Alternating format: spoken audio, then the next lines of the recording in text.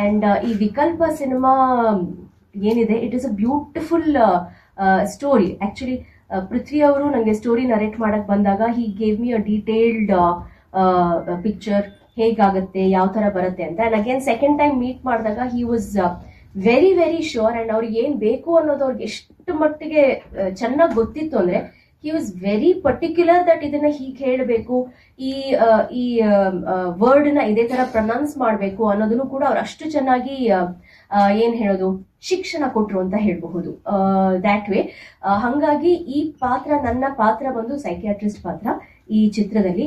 ನನ್ಗೆ ಒಂಥರದಲ್ಲಿ quite a challenging role ಅಂತ ಹೇಳಬಹುದು. ಯಾಕಂದ್ರೆ ಮೊದಲನೇ ಸಾರಿ ಈ ತರದ ಒಂದು ಪಾತ್ರ, ಈ ತರ ಒಂದು ಲ್ಯಾಂಗ್ವೇಜ್ ಅಲ್ಲಿ ಡೈಲಾಗ್ ಹೇಳೋ ತರ ಅಲ್ಲದೆ ಇದ್ರು ತುಂಬಾ ಒಂಥರ ವೆರಿ ಕ್ಯಾಶುಯಲಿ ಹೇಗೆ ಡಾಕ್ಟರ್ಸ್ ಮಾತಾಡ್ತಾರೆ ಅದೇ ತರನೇ ಬೇಕು ಅಂತ ತುಂಬಾ ಪರ್ಟಿಕ್ಯುಲರ್ ಆಗಿ ಅವರು ನನಗೆ ಹೇಳ್ಕೊಟ್ಟಿದ್ರು. ಸೊ ಹಾಗಾಗಿ I am very glad. Thank you ನನಗೆ ಈ ಪಾತ್ರನ ಕೊಟ್ಟಿದ್ದಕ್ಕೆ.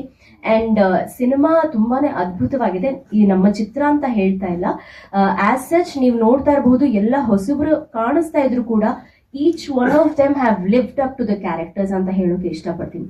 ಪ್ರತಿಯೊಬ್ರು ನೀವು ಆ ಪಾತ್ರವಾಗಿ ನೋಡ್ತೀರಾ, ಅವರಾಗಲ್ಲ ಪಾತ್ರವಾಗಿ ನೋಡ್ತೀರಾ.